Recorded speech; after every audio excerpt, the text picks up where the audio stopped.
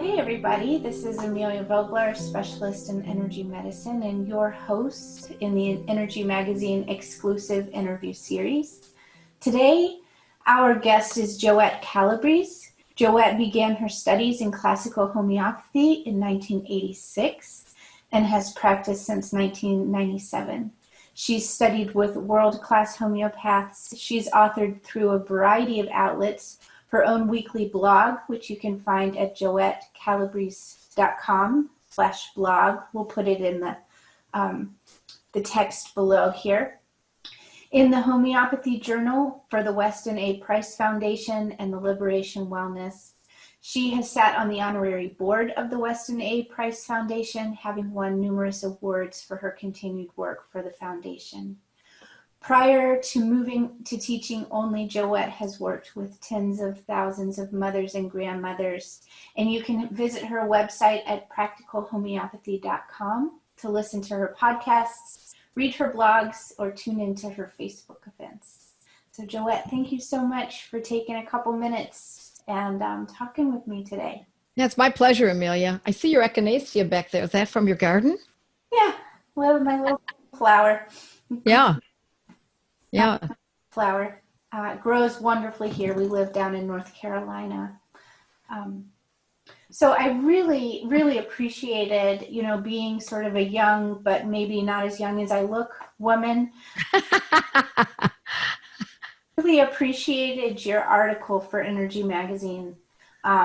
So I wanted to say a personal thank you for writing an article that gave me some personal hope that homeopathy is a safe, effective avenue for bringing me back to a closer life, one that seems more familiar and also very rewarding. So I know that our readership also will share in the appreciation for your specific perspective around women's health. So I'm grateful for that. Well, it's a great focus of mine. It's all about, as far as I'm concerned, it's all about mothers, grandmothers, families. And that's where this should be. It should be in the hands of mothers and grandmothers for their families. And of course, we can't, we would certainly be treating children's illnesses and our husbands' illnesses and our pets and livestock, but we can't forget us because we're there too. And in many ways, we're the nucleus of that well-being circle. Yes, absolutely. Well, I think I'd like to start with a very broad question just to help get us all on the same page, because I know that there's a bit of confusion about what homeopathy really is. So I'd love it if you could take a couple minutes and just, bring us into concert with the therapy and the modality. Sure. Well, the problem is the word home or homeopathy has two words in it, and home does not mean home remedies. Although, in a way, I like that aspect of it, but home actually means, or homeo means homonym, or similar, or like.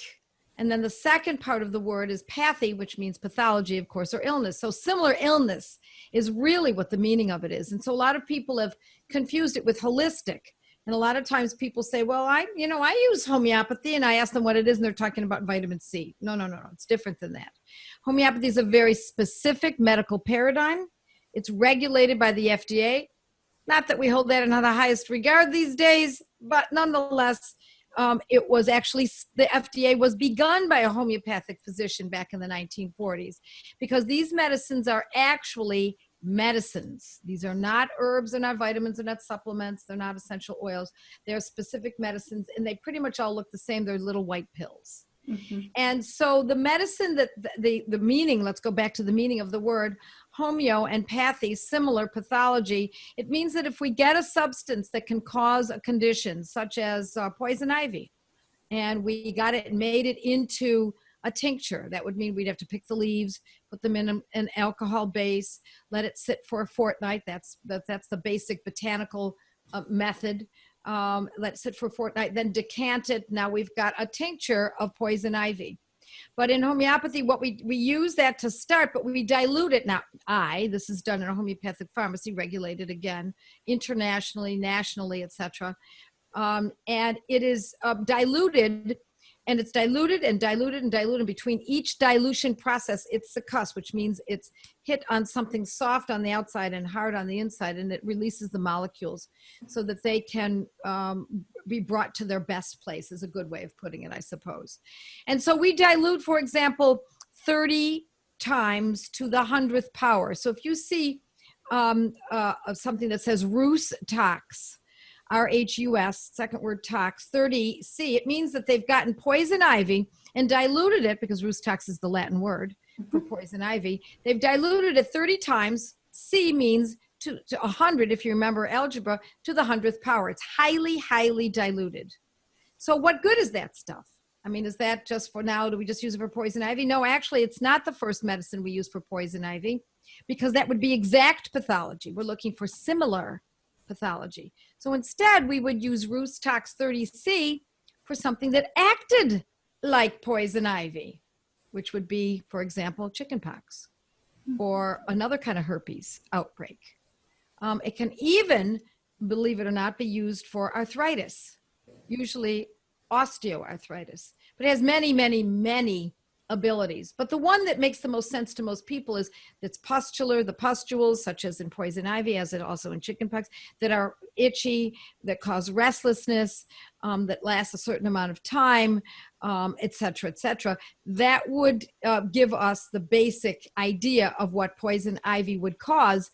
And then what we would use this for would be for something like chickenpox. So it's similar enough. It's not exact, but it's similar. So it means similar pathology. It is an actual very intense, highly studied, data replete medical format that's been around since the late 1700s. So this is not new age. It's been around a long time. In fact, I've written a book. I don't know if you can see it. Is it here? I've got to do it backwards, right here.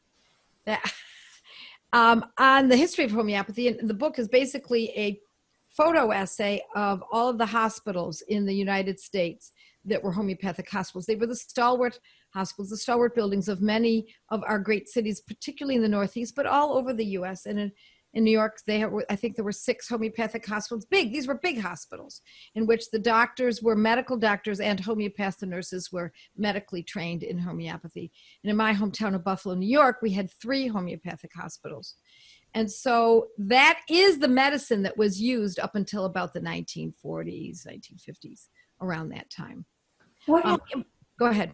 What happened in the 1940s and 1950s that, turned the perspective in medicine? Yeah, good question. Well, alongside the homeopaths were the allopaths. The allopaths are what we call modern medicine today, and they use bloodletting, leeches, mercury, surgery. They had aspirin from around the turn of the last century. But other than that, they had morphine, cocaine, those kinds of things. Pretty hefty stuff. Nothing diluted enough that it could be gentle. See, that's the difference. Ours is very, very gentle without side effects. Everything that they did had side effects. It doesn't mean that they had no value, because I do believe that allopathy has some great value, particularly when it comes to surgery and evaluations. And I guess for accidents, for example. Mm-hmm. So what happened in the 1940s was they were neck and neck. The homeopaths and the allopaths, they were a competition, because the allopaths were saying, don't take that drug. You can use this and it will make the correction instead. And the allopaths were saying, don't take that stuff. It doesn't have any value. Take our stuff. So in the 1940s, out came the advent of 2 categories of medicine, drugs, and that were antibiotics and psychotropic drugs. Mm-hmm. So psychotropic drugs were the drugs to give women when they were bored, and that's exactly how they staged it. Women who were bored and living in the suburbs, and they didn't have anything else to do, and so they would go to the doctor, and they were encouraged to do so, and they would just give them mother's helping little pills. Oh. And so those 2 drugs really drove the market tremendously around that time. And suddenly the pharmaceutical industry, which was manufacturing these products, grew exponentially, and grew not only financially, but they grew some real strength in the market square. And so it was very easy for them to take on a campaign, which is exactly what they did. And I was in marketing years ago. I was used to work for NBC. And I will tell you, when I read what they did, it was one of the most stunning marketing campaigns, besides the one we're going through right now in the world. But the one that was one of the biggest marketing campaigns, that was the most successful, most tentacled that I had ever seen anywhere. They went after homeopathy with such a vengeance and with such strength, and I must admit, with intelligence. I'll be honest, it was a very intelligent, if you look at marketing programs, it was one of the most stellar marketing programs ever. And so they destroyed homeopathy because the homeopaths foolishly thought the cream would rise to the top and people would still see that it's okay. But they don't realize that being advertised to and lobbied against in Congress, etc., was going to change the way we all thought back at the mid-century of the 20th century. So it practically killed homeopathy, but then it came out again. It came up again, but it was now grassroots, and that was in the 70s. And it came out with the hippies. And the hippies took it over because at that time, they were looking for an anti-establishment medicine that they could surround themselves with. And so they went after homeopathy, and that's where some of the books were written back in the 60s and the 70s, mostly the 70s. And so what I've done is I've taken it from there and have tried to make this very available, not just for acute conditions, but also chronic conditions. Mm-hmm. So acute condition would be otitis media, strep throat, conjunctivitis.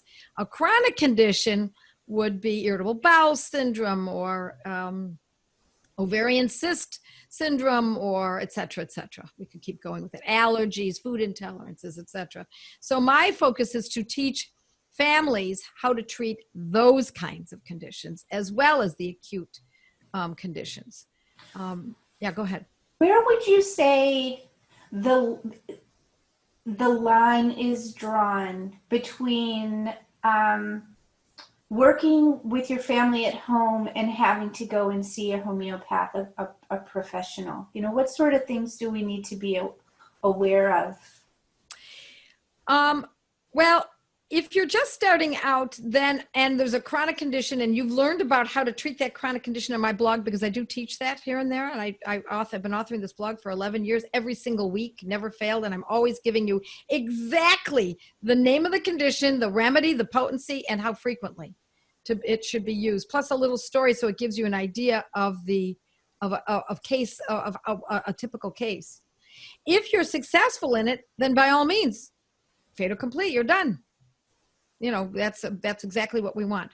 If, however, you've tried and it's not acted, you might have the wrong diagnosis. You might want to go back to a conventional doctor or chiropractor or naturopath and get a good diagnosis. Make sure your diagnosis is correct, because what you use for that condition has to be correct based on what the name of the condition being correct. So if you find, however, that you've gone through all of that and you're still not getting it right, then there are other avenues. Then you can join my study groups, very inexpensive. We have study groups. I have tens of thousands of women, occasionally a man, but more often moms and grandmothers, and those who are caretakers for animals and their livestock as well. You don't have to actually have birthed a child to be part of this group. And so those groups get together and they meet, and what's nice about it is they parlay off of each other. Mm-hmm. Now, if there's still more and you still can't get to the bottom of this condition or those 5 conditions that your family is suffering, then there are my courses, and they're all online and you can study those. So you see, I still haven't go to a practitioner yet, because my focus is on teaching and getting people to be self-reliant. Because without self-reliancy, particularly in today's world, more than ever, we're doomed. We cannot count on the experts, the media. We can't count on that anymore. We haven't been able to count on it for a long time. But boy, if this isn't an example of why we should not be counting on the experts. Because first of all, the experts don't know either often. Or if they proclaim to know, you can find another expert equally as educated, and he or she will tell you the exact opposite. Okay, so which one is it then? I like the way that one looks, or I like the way this one dresses, or I mean, how do you make a distinction if they're both making valid points? So I believe that it's important that we become the experts. And until we do, you do have to put some aside. And if you get stuck, then by all means, certainly you can contact my office. I take cases. But my whole focus now more than ever, because I believe we need to move faster. I can only take one case every half hour. Mm-hmm. And so I oversee about 50 cases daily. So, but I can teach by the thousands. Right. And that's what's going to move this movement. And this is a movement. This movement for self-reliance. And for those who are working in the botanical realm or the essential oil realm, that's where I started myself. Mm-hmm. I started with botanicals myself out in the country. I used to pick my plants. I used to grow. I used to plant my echinacea, but I used to pick, St. John's wort and horsetail. I mean, I could go through all of them or many of them. Burdock, etc., and make my tinctures. And they were valuable, but nothing does it like a homeopathic medicine that is diluted. And I know it falls in the face of logic, but there's something about the dilution. When we dilute 30 times to the 100th power, for example, it makes it a medicine of more noteworthy value. Well, it sounds like to me that what it's hitting at is the intelligence of our essence and how innately sensitive we are when we just give our bodies the opportunity to listen at a small level instead of being blinded. Well, I always say it's not like a slap in the face. That's what conventional drugs do. Truly. I mean, there's no doubt because they all have side effects. All drugs have side effects. When people say, well, I don't have the side effects, well, you don't recognize them or they're not quite there yet. Give it some time. Don't worry. Your hair will start falling out. You'll gain weight. You'll be depressed. There'll be something. You'll lose your sleeping ability. Something must come because it is too heavy hitting. It is too chemically oriented. It's too synthetic for us not to have a response on some level at some point. Now, there is a time and a place. There's a time when we say, okay, I've just been hit by a car. I'm in the car. My arm is across the street. I'm not going to use herbs. I'm not going to use vitamins or supplements. I'm going to get to the emergency room and hopefully they're going to stitch my arm back on. But before they do that, they're going to give me general anesthesia, right? And they're going to have to give me other medications, perhaps pain reliever just after as well.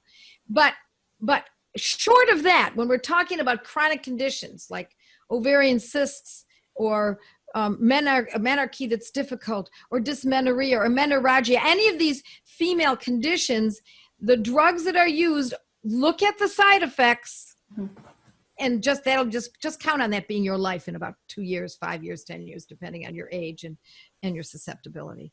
Mm-hmm. Joette, would you consider homeopathy a form of energy medicine? I don't use that word, to be honest. I use nanomolecular.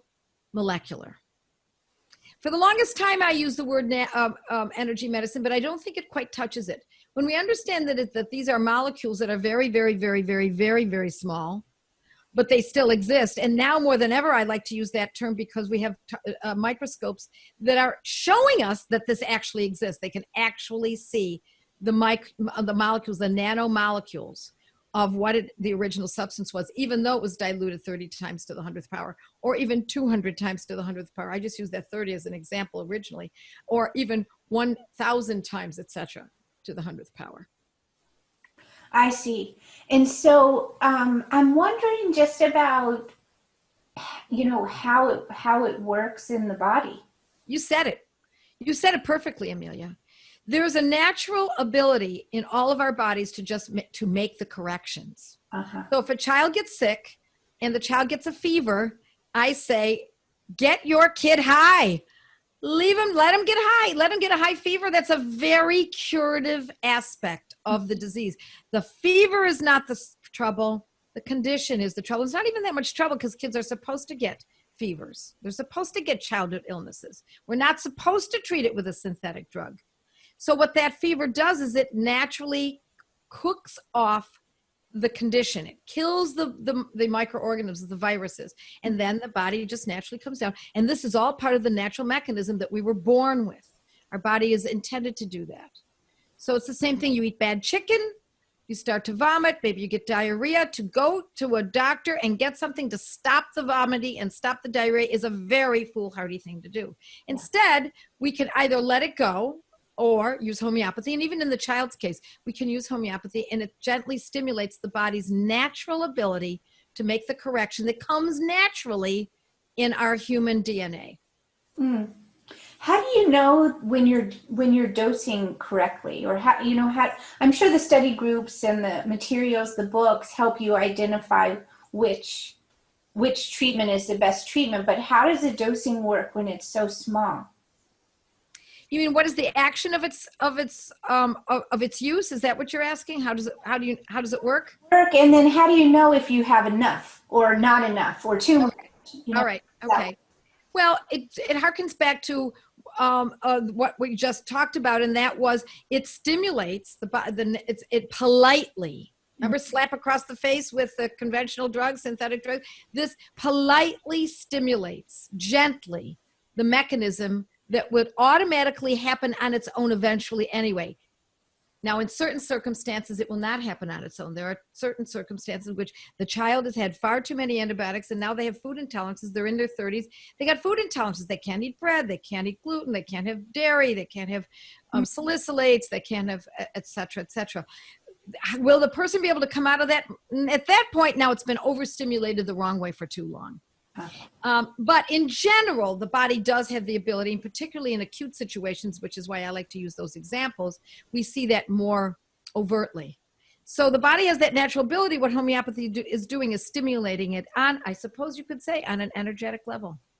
Yeah, that makes sense to me. So this is sort of a random question, but I know that my doctor is a homeopath or uses homeopathic remedies in her practice. She's also an MD, but she really will avoid writing a script for, unless it's out. As rare as hen teeth. You're very blessed. Oh, you're lucky to have her. Oh, she's amazing. But some of the remedies that I've received from her are 50 remedies all mixed together. Yeah, exactly. So, how does that wisdom work with the body? Well, I'm not a fan of that. I don't mind seeing 3 or 4 remedies or even 5 medicines mixed together, but when it's 50, what they've done is they've opened up the repertoire, and I don't have it right. It's in the other room. No, it isn't. It's right here. They've opened up this repertoire.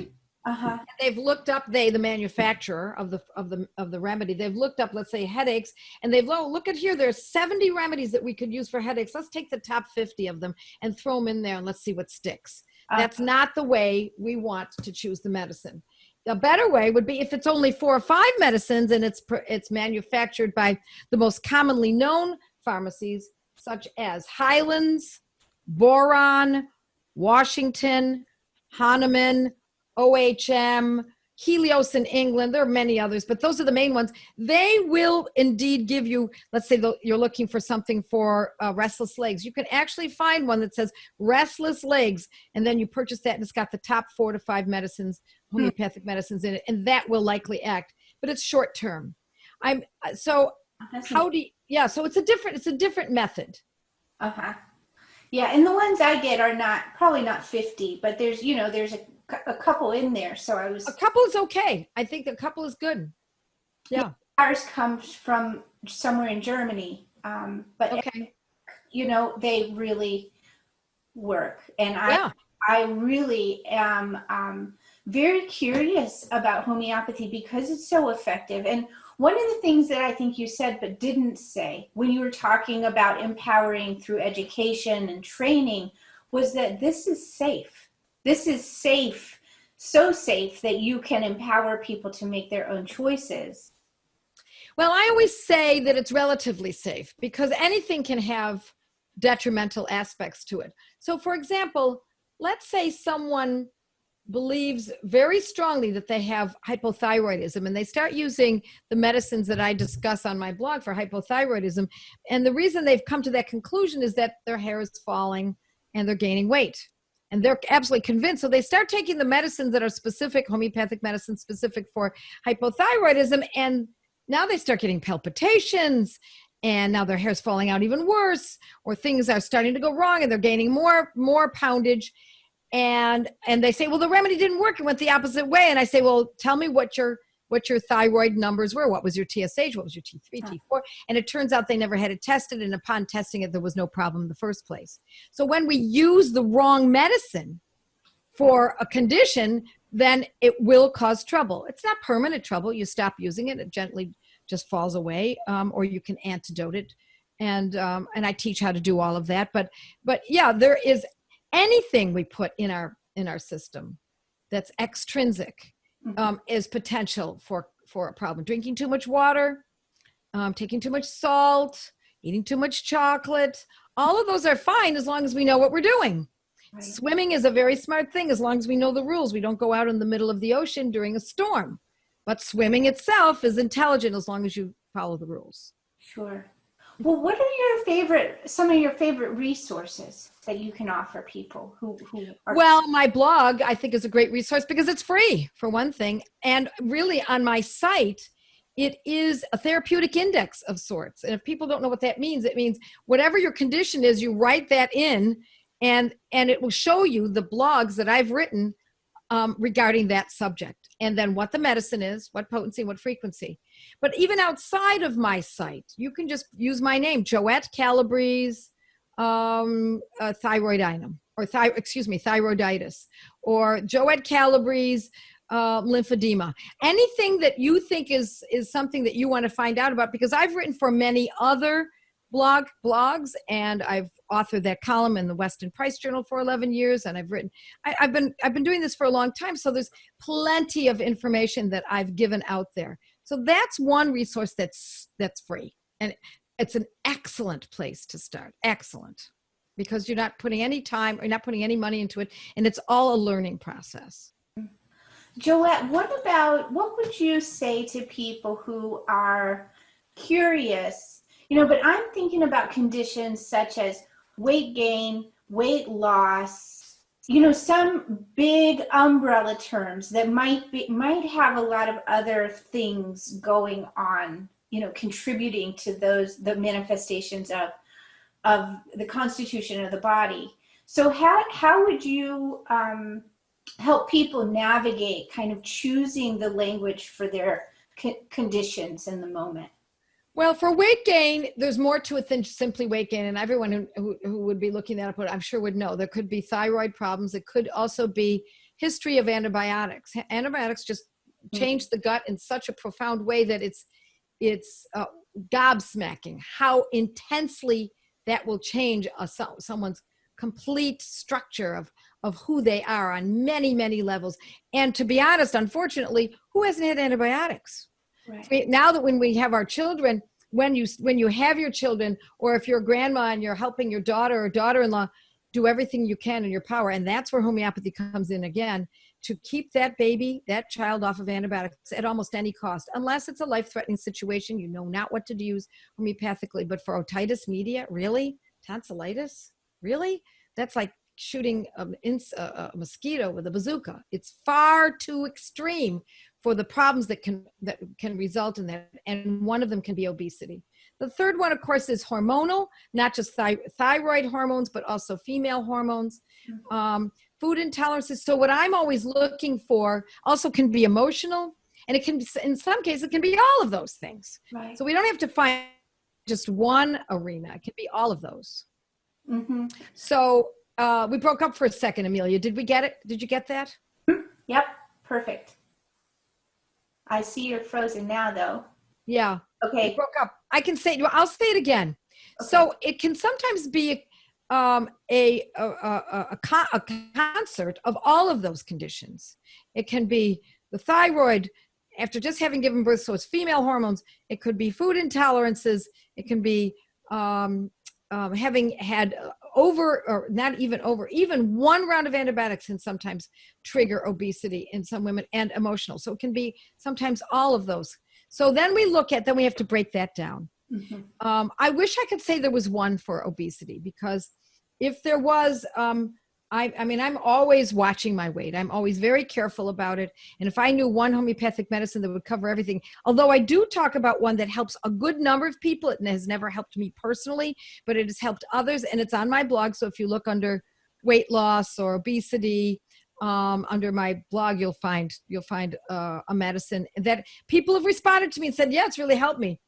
I would not say that it's helped as many as I've seen homeopathy help in many other arenas. And the reason being because of all of those etiologies that could be in place that triggered it in the first place. You know, you mentioned in that list emotional issues.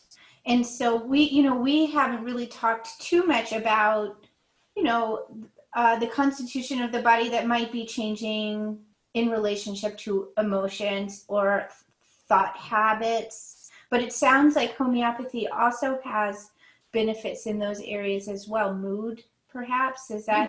You bet. I've talked about that in length on my blog. I give tips on post-traumatic stress disorder, and who hasn't gone through that recently in the last several months? Right. Anxiety, worry, fretting about the future, feeling isolated, all of those, fear of germs, which has gone absolutely through the roof, fear of the well-being of their family, their elderly parents, etc. So I do talk about that on the blog, but I also have an entire course called Mindful Homeopathy that goes into everything psychological, ADHD and depression, and although I've talked about that on my blog as well, but some more, rage, many behavioral problems, even stress embolia, all kinds of things in which that you would think, really, you can treat that with homeopathy? You bet you can. Wow. Joette, I know we're kind of wrapping up in time, but I'd love to ask you a question that, maybe should have been at the beginning, but you have such a deep passion for this work. And I'm wondering, just so curious, how did it find you? How did you find homeopathy?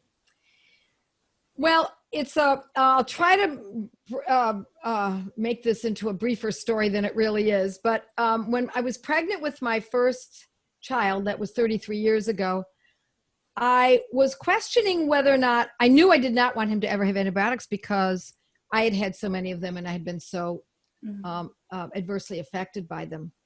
And so I went to a lecture that was being offered by a medical doctor who they do exist, like you said, who had been using homeopathy for many decades, and he was retiring, but he was traveling throughout the country and teaching moms and grandmothers how to use homeopathy if they decided to postpone, for example, a vaccine.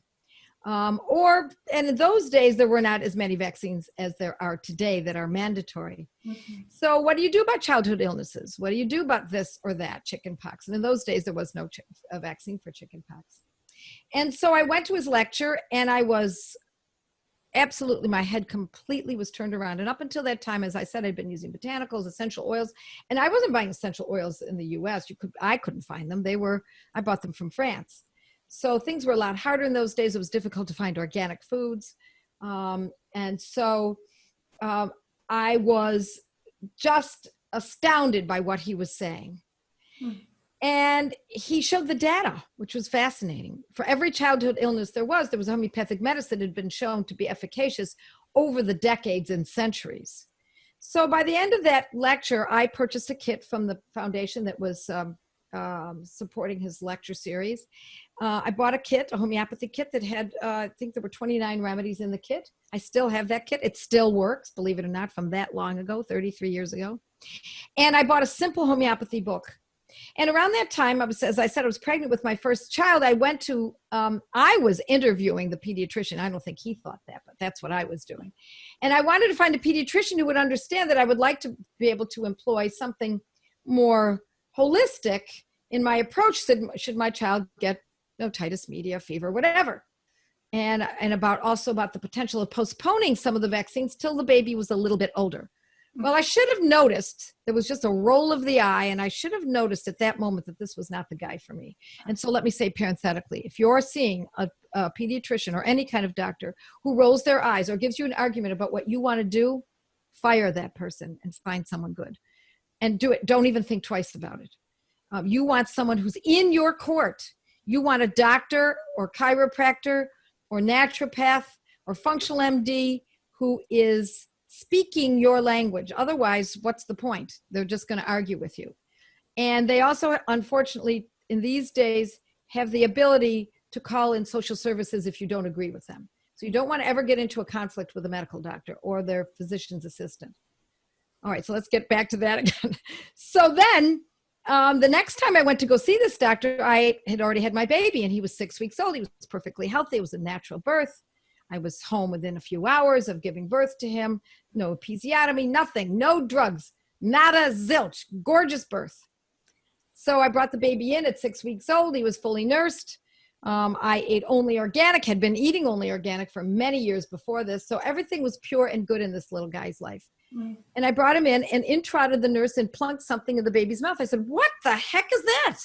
She said, "Oh, it's just his polio vaccine, dear." Well, two things. "Oh, it's just, comma, dear." I was out of there. That's it. I'm done. I don't want to ever go back to that place again. I put that chart was clear. I made it very clear that I was going to postpone these vaccines for a little while longer till he was about 6, 8, 10 months old, etc., until I, the parent, deemed was the time to allow this to happen in my child's life. So I left very angry. I didn't say anything. I was silent. What could I do? There's no point in arguing with them because I knew exactly what I was going to do. I would never go back there again. Mm-hmm. So I left, and about 4 days later, he spiked a fever, 105.5. It was approximately that, but it was over 105. Now, there was no other child in that pediatric office. So it's not as though he got something from someone. There was no child walking in. There was no child in the room. There was no child after the room. I went from my home 5 minutes away to the pediatric office and then drove home. And suddenly my child has got a very, very high fever, 6 weeks old, mind you. Mm. And I knew. I absolutely knew it was a reaction to the vaccine. So I had that book and that kit. I'd never used homeopathy before. Mm. I really didn't know what I was doing. But I read through this book, and then I read through it again. There was nothing about vaccinosis, but there was one little section about fevers and an odor, and he had a slight odor. Now, since when does a 6-week-old baby have an odor? Yeah. So he laid my arms with this high fever for 2.5 days. It's hard for me to remember exactly, but it was to me, it seemed like an endless amount of time. I did no housework. I didn't make any meals. He just sat in my arms. He would not nurse, and I was very concerned about dehydration. When I look back at that, that was my greatest concern. I did not realize, I didn't know enough then, but dehydration was truly the concern because he wasn't nursing, not the high fever. But when I found a section in this book that said high fever or fever with an odor, with an accompanying odor, I said, I'm going to try it. And it was sulfur 30, sulfur 30X. It was diluted to the 10th power instead of to the 100th power. And I said, what have I got to lose? My mother was right there. My friend was right there watching this whole scenario. And here he was, limp in my arms, weakened. So I put the 4 pills of sulfur 30X into his mouth. And Amelia, I've seen many miracles, but that one was the most stunning to me because it was the first miracle I had witnessed. And within about 30 minutes, he felt firm in my arms. He commenced nursing, and it was all over with. The fever was gone. And that was it. Now he's 32 years old, and he's never had another fever until about 6 months ago, when we think he had the coronavirus. But other than that, he's never had a fever since. Wow. I said, what is this stuff? I said, I will never look at anything but this. I became myopic. I focused, I studied, I bought every book I could find. And in those days, it was very hard to find good homeopathy books. I could find those for the general public, but I couldn't find a repertory easily. I couldn't find materia medicas easily. So I started a group of friends and said, let's meet every Thursday night. Let's start a study group. Let's meet every Thursday night, what everyone can gather, and let's put it all together and see if we can figure this out. And we studied for 4 years.